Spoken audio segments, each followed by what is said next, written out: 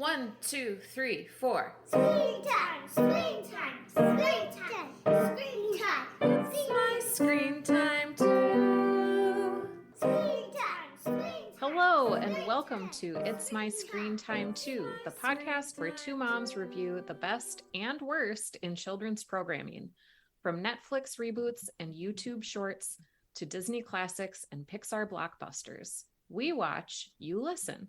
Find out what you can tolerate watching for family movie night, what to avoid altogether, and what you'll want to watch alone voluntarily. I'm Deborah. And I'm Katie. And I have 3 kids. Tony is 12 and Libby and Nate are 9. And I have 2 kids. Jay is 7 and Kenny, by the time you listen to this episode, will be 4. I remember when Kenny wasn't even born. I know. We've been doing this podcast for a while, turns out. His whole life. Uh-huh. What a stunning document. And as we've established on many previous episodes, our kids are pretty stinking adorable. And just to get it out of the way up front, we like to tell a quick story about how awesome or occasionally awful our kids are, because in addition to being witty and incisive pop culture consumers, we are moms too. Deborah, what have your kids been up to? So Libby learned how to braid. I think she taught herself because I've tried and it didn't go that well, but she figured it out on her own. So she's been making little friendship bracelets, which is very nice. Aww. And she's working on her braiding technique, and she braided the dog's tail. That's which sweet. Is very funny. And so that's been adorable to watch, partly because I remember like loving to braid when I was a kid and like braiding my friend's hair who had really long hair and Barbie hair and anything I could get my hands on to braid. I did. My Little Pony manes and tails, yes. for sure. Yes. How about your kids? Well, we took a trip to Universal Studios last weekend, as you know, Deborah. And I know theme parks are not everybody's jam, and that's fine. And I know that J.K. Rowling is super problematic right now. But watching my little munchkins wave their magic wands at charmingly reproduced British-looking storefronts and seeing magical things happen and how excited they got when they were doing it was just one of the most fun things I've experienced in a long time. Nice. That sounds really fun. It was very, very sweet. So Harry Potter World, is that like a separate amusement park or is it in Universal Studios? It is in Universal Studios. Okay, so ticket to Universal gets you the whole deal, including Harry Potter. Yes, technically Universal has 2 different parks, and there's a part of Harry Potter land in both of those parks. So if you want to see all of Harry Potter World, you have to have a ticket that gets you into both parks. Yeah. They know their stuff. They're good at cool this. Universal Studios. I can't wait to talk about screen time in the news today. Okay, I'm actually going to pull up this article because I kind of feel like the first sentence encapsulates it really well, and I don't even know that I need to do much summarizing. But so Deborah lives in Minnesota, for those of you who are new to the pod. So I thought we would talk about this new Minnesota law that I saw in a news article on their Fox 9 affiliate. The headline was, New Minnesota Screen Time Law Limits Use in Kindergarten and Preschool Classrooms. And it was published on July 14th. The article was written by Courtney Godfrey. And let me just read you this first sentence. Nope, I for sure don't need all of that. What are you doing, Fox 9 affiliate? Please load. Ah, geez. All right, so I guess I'm going to try to summarize it because my computer's being funky. So this new law says that children in kindergarten and pre-K cannot use screens without adult supervision. Does that pretty much sum it up? Pretty much. I mean, it says teacher engagement. Which define engagement, I guess. Right. My question is this a law that even needed to exist? What were the set of circumstances in which a pre-K teacher was like handing kids iPads? I did a little bit more reading about this because this bill, like the news around this bill came out right around the same time that Minnesota, like quote unquote, accidentally legalized edible adult use cannabis, Uh-huh. which was like a tremendously huge story, as you can imagine. So I didn't pay very much attention at all to this screen time law, but it sounds like there was like a parent who was kind of worked up about studies that show screen time can be damaging. Fair. And then a legislator named Kelly Morrison wrote this bill. And it looks like the bill's been around for a while. There were articles dating back to 2020 and 2021 about it. And this legislator is a physician. Maybe she's a pediatrician. I don't know. She's a Democrat. So it seems like a good idea. Like, let's limit screen time in classrooms for little kids because little kids shouldn't have too much screen time. Pretty much everybody agrees. Fine. But the Minnesota legislature has a very long history of mandating things that should happen in schools and in classrooms and then not funding them. Awesome. So this bill says that preschool, kindergarten programs cannot let a child use a screen without teacher engagement, but it gives no alternative. It's not like paying for more books for the classroom or paying for an educational assistant who can be there when maybe the teacher has to do a little prep that they didn't get done on their prep hour, or maybe they need new like science equipment or art supplies. No, it doesn't fund anything. It's like, teachers, you can't do this, and that's it. There's like a little bit that the bill goes on, and that like there's supposed to be a statewide public educational campaign to educate parents on the effects of screen use on kids.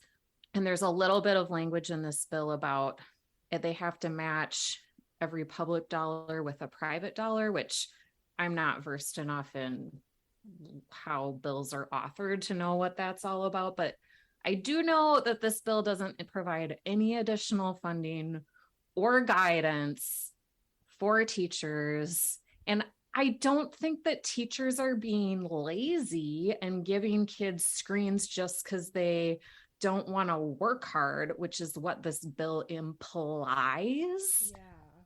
So it's just like, I'm going to make a bad analogy here. It's like filling your cupboards with junk food and then telling kids, like your own kids, saying, don't eat any chips or candy, and then not giving them like healthy alternatives. The fruit bowl is empty. There's no funding for any alternatives. I don't know. So this goes back to the Minneapolis teachers strike that happened this past year. There's like a huge mandate for schools to provide special education programs, which the schools do, but then the Minnesota legislature doesn't fund it fully. So then school budgets are not balanced. And then they have to cut other really important programs because they are mandated by law to provide all these special education fundings. I could go on. This is a screen time podcast. Personally, what I know about this is, remember, like, this is like 5 years ago, but Libby and Nate were in a church basement preschool program, and I shortened their day up because at the end of the morning, the kids were watching like a VeggieTales video. And I was like, well, if the kids are going to be watching a video, I'll do that at home for free and not pay a preschool program to do that. And the teachers were not being lazy. They were getting around like the way that classroom teacher ratio, like you have to have so many education professionals per number of kids of a certain age. depending on the activity they're doing. And they were just like short staffed, and that's how they were getting around it. So I find this kind of like overly paternalistic and not going far enough. I'm sure like everybody in the legislature who voted for this felt good about themselves for limiting screen time, but I think it's kind of a BS law. Yeah, it was funny just upon reading this really short article. The focus in the article seemed to be on like giving kids devices like iPads, iPhones, and screens of that sort. But to your knowledge, it's up to and including like putting on an educational video and not like actively discussing it with the kids afterwards. Is that? Yeah, it's just so open-ended. Like, what does engagement from a teacher mean? Like, does this mean a teacher can be doing a lesson about math, and then if they show a quick video from, say, number blocks that illustrates like counting by twos or whatever, what does engagement mean? Right. Does it mean they talk about the video after? Like, I'm sure any decent teacher, or even like any sort of below average teacher, would know that they should talk about the video if it's part of a lesson, right? I know I've complained to you about this, Deborah. I don't know that I've complained about it on the podcast, but at the end of the school day for my pre-K kiddo, when they're like getting the kids organized, getting their bags all together, getting people ready to go out to car line, they occasionally, perhaps more than occasionally, I'm not sure I want to know, watch a Blippi video. You know how I feel about Blippi. I hate him. But like, I understand that it's the end of the school day. No useful instruction is going on. Like, they really need to get the logistics moving to like get the kids back to their parents. Would this law prohibit something as simple as that? I don't know. It just seems so kind of open-ended, and for lack of a better word right now, just kind of unnecessary. Yeah. Would a certain kind of person maybe call this a little bit of virtue signaling? Yes, I think this person would. I don't know. I read an article a long time ago that kind of helped define my parenting philosophy, which is try to say yes as much as you can. Like, let's think of the things we can do instead of just talking about the things we can't. Give the schools more money. And scene. All right. Well, on that happy note, do we have any follow-up from our last episode about Minecraft videos? I guess this is just sort of like a summer is like the end of summer is in sight, like commentary. And there are just so many movies, and I haven't seen hardly any at all. Okay, today we're recording. It's early August. My family is going to watch Lightyear because it just came out on Disney Plus. But that's like the only summer blockbuster we've made it to, I think, that's been in theaters. Yeah, I think this is the first year in the past few years that a lot of those blockbusters have opened solely in theaters. So we are experiencing a little bit of the delay if we want to watch them at home. But I did want to mention this fascinating article that I read because they are doing the full court press for this new Apple TV Plus movie coming out called Luck. Have you heard of it? Mm-mm. Okay, so it's a movie coming out on Apple TV Plus produced by the company Skydance, and their head of animation is John Lasseter. Does that name ring a bell to you? Not at all. Okay. So Lasseter was the head of Pixar. Oh, And okay. he was ousted in 2019 in a Me Too moment. Ooh. So this is his first big feature back, being touted as the genius behind all previous Pixar hits. Haven't been able to read a full review yet because it's not out, but early buzz seems to be very positive, and a lot of media outlets are comparing it directly to Pixar's latest release, Buzz-Year. I definitely was just going to say Buzz-Year. To Pixar's latest release, Lightyear, which was obviously a box office disappointment for Disney and Pixar. So they're saying, you took the talent out of Pixar in a quote unquote panic about Me Too, and now he's going to do all these wonderful creative things over at Skydance and Apple. I don't know how to feel. We talk a lot and we have had really insightful conversations with guests about how to bring up problematic content issues with our kids as we're watching things. But I have not even given any thought of needing to provide context to the people behind the movie when I'm watching something with my kids. Right. I mean, kids don't have any idea. Well, and I guess I've talked to my kids about how movies and cartoons are scripted and Minecraft videos on YouTube are not scripted. And let's watch something created by professionals, please. So I guess we have talked a little bit just about the fact that there are people doing really great professional work, but we haven't talked about like the moral character of those people at all, ever.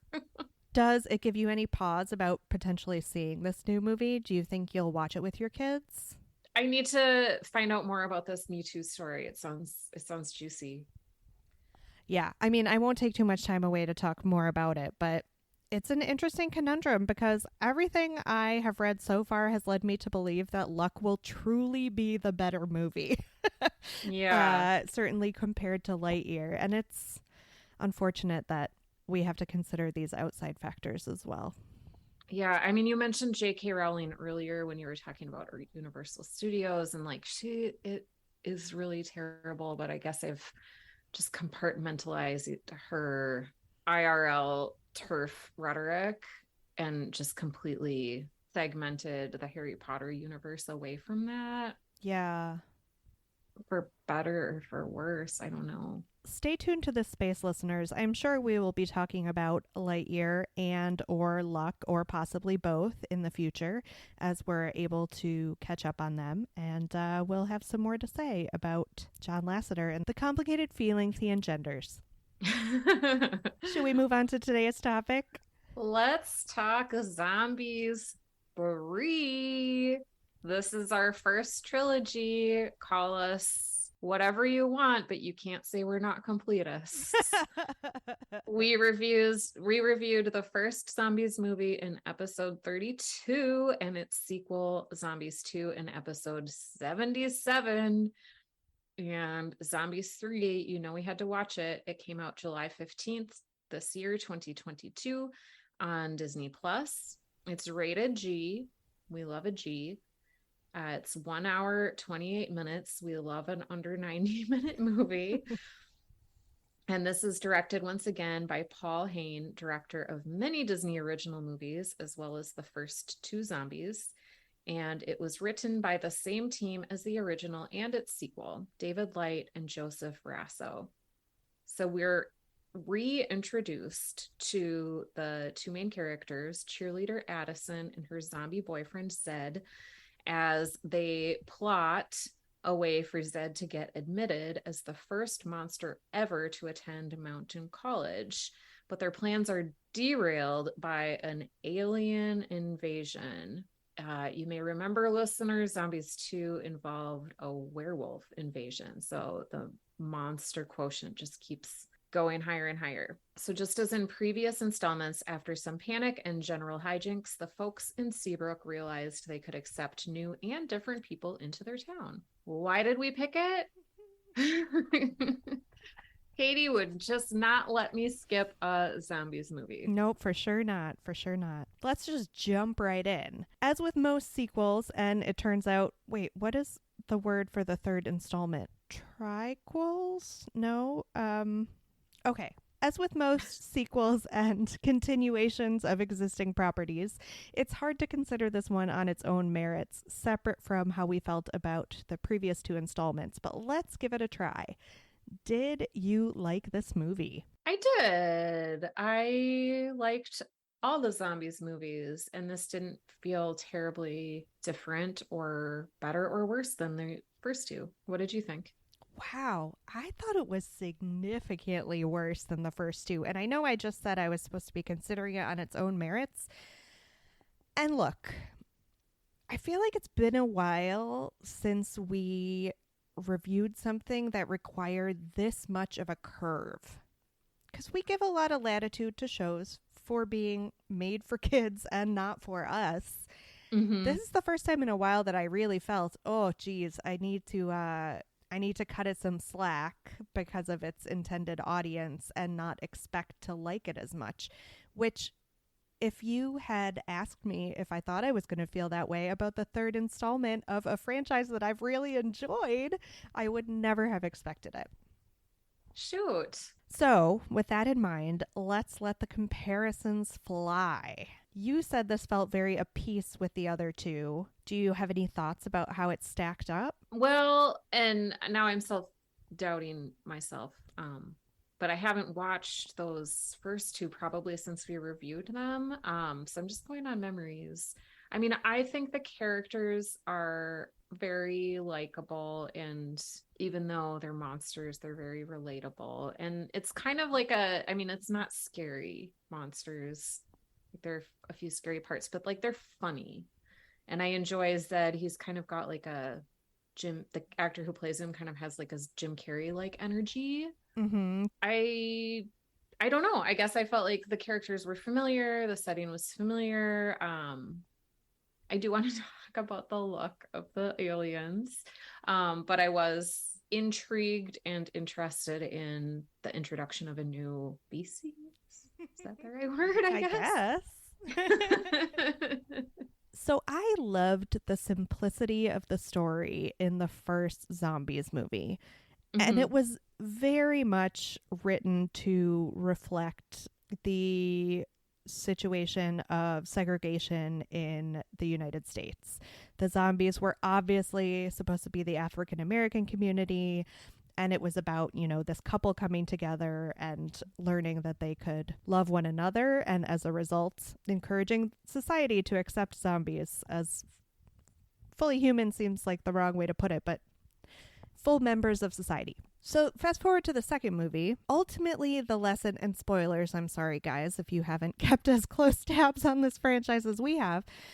Fast forward, and the ultimate lesson of the second movie is that the zombies don't have to fully assimilate to be members of the community. They can still be zombies. They don't have to pretend to be humans. Which was another great lesson that I liked more than, let's say, the A plot involving the werewolves and Addison's quest to find, quote unquote, where she belongs. So then we get to this third movie, and the issues with zombies and with integration are pushed even further back. Because remember, now we're trying to get Zed into Mountain College to be the very first ever monster admitted into college. That could be a movie on its own. But no, now we're still kind of concerned with this question that Addison had started bringing up about where she belongs. So we need to devote a lot of time to that. And then, on top of that, aliens. It just felt like with each successive installment, they've been pushing my favorite part farther back. Sure. I kind of forgot about that original first one. Did you think it was weird that Zed then, like, he thought the only way he could get into college was on his football prowess? Like, he didn't even apply. Yeah. Until the very last minute. Like, he talked about how important it was that he get in, and he like procrastinated his application till the very end. That tells me you didn't really want to get in, Zed. Yeah. Or maybe he was like self-sabotaging because he didn't think he was a good enough football player or something. He just wanted to be with his girlfriend. He didn't care about going to Mountain College. I don't know. That was my overall feeling about the third installment. I just think it's been diminishing returns, but that's pretty common for a trilogy, right? Yeah, I think it's pretty unusual for like the third in a trilogy to be better or as good as the first. I guess like you're talking me out of my initial reaction to the movie. It is interesting that it's like the same director and writers, because usually it seems like when a television show like jumps the shark, they've got like the original writers are long gone working on other cool new projects and the thread has been lost a little bit. So it's interesting these are the same folks. And I don't even necessarily feel like they lost the thread so much as they picked up too many. Yeah. There's a lot going on for sure. With that in mind, do you want to talk about the aliens? Yeah. What did you think? In the second movie, the werewolves were really, really cool. Hair, makeup, punk rock werewolves. Costumes, music, everything about them is pretty awesome. You have on the document a question. Aliens are just blue teenagers? But are they even blue? They just have blue hair. Yeah, they have blue hair and like decorative scales on their faces sometimes. Mm-hmm. Yeah. Mm-hmm. Which was like fine enough for me to suspend my disbelief, but also maybe not the most inventive costuming decisions. Agreed. I didn't find the aliens to be that compelling at all, and it was kind of a shame because they did introduce a character that used non-binary pronouns, and you could tell that this was important to them, that they were doing this, which I applaud, but I just don't think there was enough there for that to be as important as they wanted it to be. Does that make any sense? The aliens themselves just weren't compelling enough. Yeah, they all sort of had a flat affect, which is probably the way they were supposed to play those characters. But then that made the whole issue of Addison's quest and like finding a place that she truly belongs with the aliens to be that much less interesting as well. Right. Side note, having nothing to do with the aliens, when the movie starts and we see Zed trying to get into Mountain College, he's a football player, and apparently now zombies can just like fully become zombies without wanting to eat people on the football field, and that's just fine now? Yeah, because in the first movie, like when the bracelet wasn't controlling his emotions, like that was a seriously dangerous situation, but the technology must have advanced. They've just chosen to ignore so much or ignore everything and just pretend that all the problems related to zombies are now fixed and we don't care about them anymore in favor of these boring blue aliens. Did you like any of the aliens in particular? You had one that was snotty, one that was competitive, and one that was non-binary, and those were their defining characteristics. I thought the character of Aspen was sort of funny and that's the non-binary one, because they're trying to figure out like sort of how to operate in this human world, and they want like a relationship, but they're sort of like whoever is available, right? Trying sort of like an AI type robot trying to navigate and figure out human emotions. Yeah, there were definitely some cute laughs to be played for, because it's true, Aspen just kept falling for everyone and then falling out of love just as abruptly. That was a cute touch. A character from the original movie, Zoe, who was originally part of like the core trio of zombies, only appeared in this movie via tablet and in cutaway scenes. Do you think this was filmed under really strict COVID precautions and she just maybe got COVID and they couldn't have her with everyone else? I don't know. It seems like a lot to orchestrate, but I guess it's Hollywood and they are probably good at coming up in a pinch with something that works. So yeah, I think you're right. I mean, I hate to say it, but they had sidelined zombies so much that I'm sure they could have just been like, oh, she has an internship, she's not here, and like continued on with the movie. Well, and I probably wouldn't have missed her if she hadn't been. She wasn't like a super memorable character. Sorry, Zoe. Right. What did you think of Zed and Addison's relationship and how it has grown and changed or not over the course of 3 movies? Okay, this I thought was one thing this movie did really well, because they're like high school sweethearts, been together forever, planning planning to go to college together, but like you can tell that they're like, we're gonna be together forever. And like there's that hesitation when they're like, this is the beginning of our adult lives and we're doing it together. Like they're not quite sure, which is very apropos, I think. I mean, what I can imagine being in that type of situation when you're like 18, like you probably, like we all knew couples who were high school sweethearts who it didn't work out. And for some people it did. But like when the aliens came to this city of Seabrook, like they brought like this electrical current, and that prevented Addison and Zed from having like any physical touching. Like if they were to physically touch, the shock would activate Zed or inactivate his bracelet and he would like zombie out. And it was very, I don't know, foreshadowing. Like you knew that this wasn't going to be a lifelong relationship. And also in a movie full of totally forgettable songs, I thought the one cute song was their duet that they did that was essentially like, everything's going to be fine. No problem. And it was just the dangerous one. Like the dangerous one. Yeah, I liked that one too. What is up with Bucky?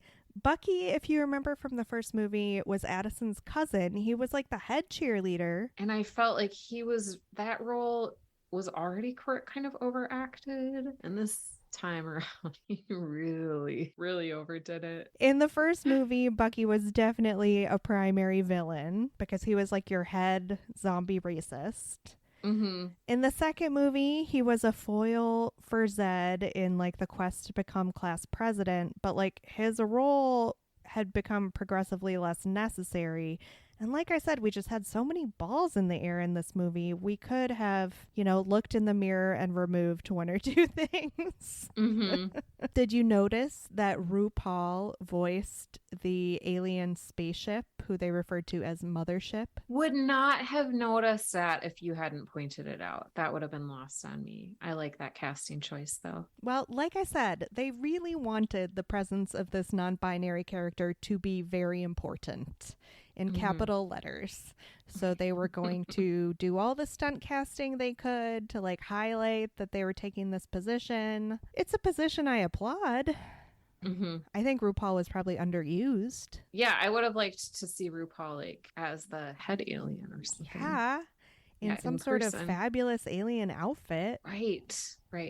I mentioned the cute song where they were running through perilous situations, singing about how their relationship was going to be fine. What were your thoughts on the music in this version? I thought that the music, so they do this thing where they have like a really cool bass line. But other than that, I thought the songs were kind of forgettable. And I can't hum a tune from any of the previous Zombies movies. My kids really like the music from the previous two installments. So I was looking forward to having something new to put on our Zombies playlist. And man, just none of these songs did it. I don't know. So what songs do you like from the other Zombies 1 or Zombies 2? Do you like those soundtracks better? There is the love song between Zed and Addison from the first movie called Someday that they do a ballad version of and like a hip-hop dancey version of that are both cute. There is the opening song from the first movie called My Year, which is about like how it's going to be the best year, and it's before Zed and Addison know one another, so they're both singing about how the year is going to be good from either one's perspective. And there's a cute one during the cheer auditions too called Fired Up. I don't know, I like songs to listen to with my kids that are like, let's get excited for the day, and I feel like Zombies 1 had quite a few of those. Zombies 2 has this one that Kenny really likes called Call to the Wild, that the werewolves sing, that he really likes and has a pretty catchy melody. Yeah, I think those are probably my top 4 Zombies songs, but I there are others that I've liked as well. Mm-hmm. Let's talk about the dancing. Okay. You remember when we reviewed Sneakerella and I was like, oh, they kept cutting away from the dance sequences. They did it in this one too, which I feel like in previous Zombies movies they didn't, and it was one of the awesome things that you got to see a lot of the dancing with very few cuts.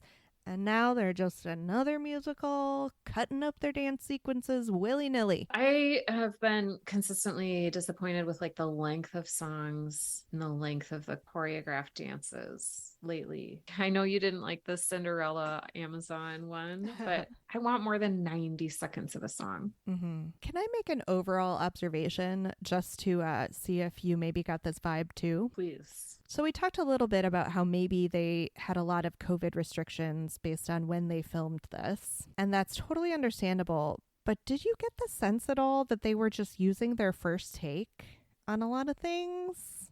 I'm not enough of a dance like aficionado to be able to discern that. You certainly are qualified to catch that. There was some spectacular choreography, specifically in the first movie, and none of the sequences felt nearly as tight in this one, and maybe that's why they needed to do a million cuts, because it just didn't look as good. And I wonder if they were just under time constraints or the amount of time that people could be without masks. I'm not really sure how things worked in those early days of recording in these wonderful times. I just felt like it could have been better. I think that's the whole theme of this review right now. Well, since you say I'm qualified to talk about the dance, tell me what you thought about the writing. Okay, just one quibble. The aliens call themselves aliens. That's true. And like alien means person from somewhere else. So if you're that person, you're not an alien to you. This is a little bit like who's on first type of go around with the language. But I found that something that I would have marked up if I had had a chance to edit the script. Yeah. Well, and I already talked about Zed and his questionable motivation to get into college. And then the whole shoehorning in of a cheer competition. Like, it's okay to let the unnecessary things drop, especially if you are trying to introduce something big. Okay, and also Addison like questioning her like identity and background. I haven't watched those first two movies in a while, so like, was that a thing? Yeah, okay, so let me just summarize it for you. In the first movie, the thing that was weird about Addison was that she had white hair, and she could never tell anyone because that would make her a pariah in Seabrook. So that was her kind of silly concern in the first one. And then in the second one, the werewolves came along, and she happened to look exactly like their mythical alpha. So she thought a little while that she was maybe a werewolf. Turned out not to be a werewolf, but at the end of the second movie, they teased an alien spaceship coming, and like her hair glowed or something. It was clear that there was going to be an alien connection. Okay. Like I said, the Addison finding herself plot was not the more interesting thing to me. And I don't think it was handled particularly well in this movie either.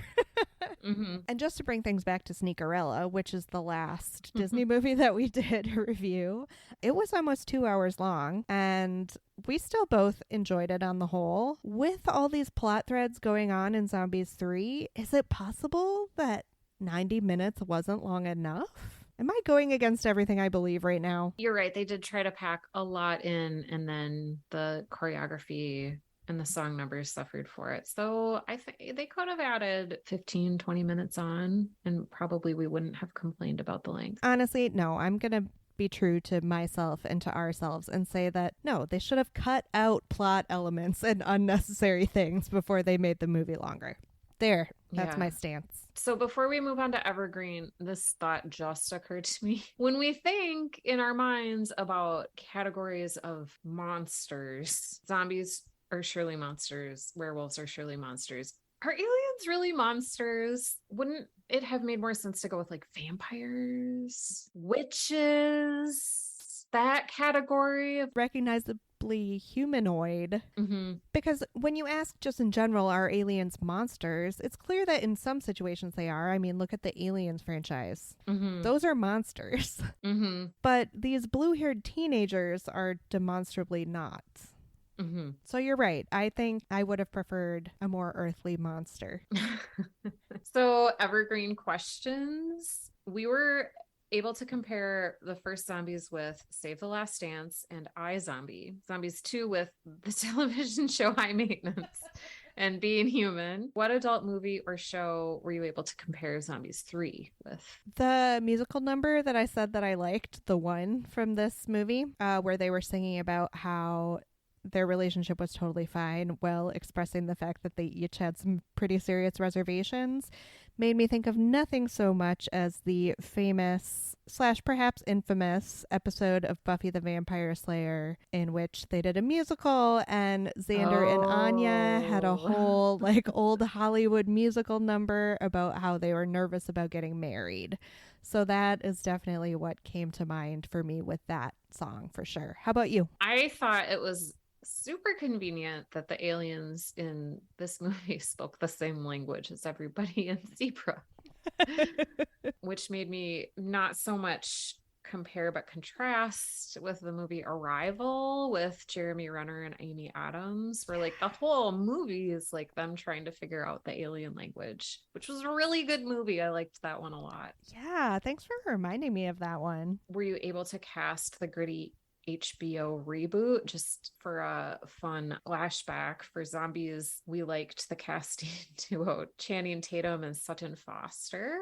For Zombies 2, we liked Zendaya, Kristen Bell, and Ashton Kutcher, or Kate McKinnon and John Mulaney. Who would you cast in a grown-up version of Zombies 3? I think those choices are all pretty solid. I think they could all stand up to this wacky alien version of the plot. Yeah, I don't know if I can think of anyone who I would like to see more. How about you? Okay, this is just sort of playing off like the fated breakup, the inevitable breakup we know is going to happen between Addison and Zed. I would like to see J-Lo and Ben Affleck play like first a young Addison and Zed going their separate ways, alien and zombie paths to the future, and then reuniting like 20 years later. Respect to the concept, but I don't think Ben Affleck could pull off Zed's charisma. Like that's Zed's whole shtick, is that he's like the most charismatic monster in existence. That's why he can get into human college. And Ben Affleck, this would be a sad zombie. Yeah, I mean, I'm sorry, Ben, but charisma is not a word I think of when I think about you. He was charismatic in Argo. Oh yeah, I did like that movie. Yeah. So was it better when we were kids? Since we're on the topic of Disney Channel original movies, although we don't call them Disney Channel original movies, so I guess just Disney original movies. One that I really super loved as a child and that is not available on streaming anywhere was called Perfect Harmony. And it took place in the, let's just say, early 60s in like a fancy pants Southern prep school. When I describe this plot, you're going to be like, yes, I can see how Katie liked this. Yes. So it was an elite boys prep school for choir. Like all the boys were part of a very fancy choir. Okay, this is making sense. But of course, because it was the 60s and in the South, everyone was white. But then this one, like the head boy who was the best soloist, happened upon like a member of the janitorial staff playing his harmonica and like fell in love with blues music and developed a friendship with the son of this janitor who was a little black boy. And it turns out that the little black boy really loved this like classic Haydn choral music that the boys in the school were singing. And so they had one progressive professor that came down from the north and was like, well, why can't we have this really talented boy singing in our choir? Why does it matter that he's black? And everyone was like, harumph, harumph, harumph. And blah, blah, blah, methods. In the end, he got to sing. Everything was great. And in our flourishing age of streaming, I remain very disappointed that I cannot watch this movie as an adult and discover that it's actually really bad, because that's what happens with everything that we rewatch from our childhood. This reminded me of that a little bit. The dancing is better in this. I think pretty much everything else about the other one was better. So it was still okay when we were kids in this sense. I was trying to think of trilogies from when we were kids. I could think of Back to the Future. I'm always a fan of more of the things that I like. Right. I just think this was bad more. Yeah, I'm sorry. Would you ever watch this alone voluntarily? No, and I don't think it's going to be a rewatch for my kids either. How about you? I would not, but my kids were into it. I would watch it with them, and I definitely want to listen to the soundtracks from the first two. So 10 seconds on whether this is good for our kids. My kids are of an age where it doesn't matter if there's too much going on with a plot because they're almost still too young to like follow a coherent movie length plot. So they weren't bothered by the number of balls that were in the air, and they liked all the like funny asides that went nowhere. If you're looking at the Zombies franchise, the plot is the simplest in the first, and that remains the one that I will share with my kids again. It'd be fun to rewatch these around Halloween time, I think. Oh, yeah, for sure. What about for your kids? Did you watch this one with them? I watched it with Libby, who was sick. She liked it, and I had watched the first two without them, so it was fun for them to watch the first two. I don't think Tony's at an age where he's like, a G movie. They're definitely the classic movies about teens that are actually for tweens. Right. I don't think it's actively bad for our kids. I mean, maybe like as an introduction to the casual use of non-binary gender pronouns. The kids in the cast do it very smoothly. No one complains about it. So in that sense. Yeah. And it's just kind of a no big deal. Yeah. We rated the original Zombies 4. Zombies 2 got a 3.75. I think that's an average of the two of us. What would you rate this? I don't want to give it too low because it still is a genre that I really like. I'll give it a 3 to 3.5. Okay. I was going to say 3.5. All right. I feel good about that. Thank you, listeners, for checking out this episode of It's My Screen Time 2. Please rate and review us on Apple Podcasts or your podcast platform of choice. You can check out our website at myscreentime2.com and find us on all the socials, Facebook, Instagram, Twitter, and even Gmail at myscreentime2. Send us your show or movie suggestions, article recommendations, or general comments about the show. Our theme music was composed and performed by Deborah and her adorable children, and our podcast is produced by me, Katie. Tune in next time for more real talk about the movies and TV we watch with our kids because we have to, and sometimes because we like to. Bye! Bye.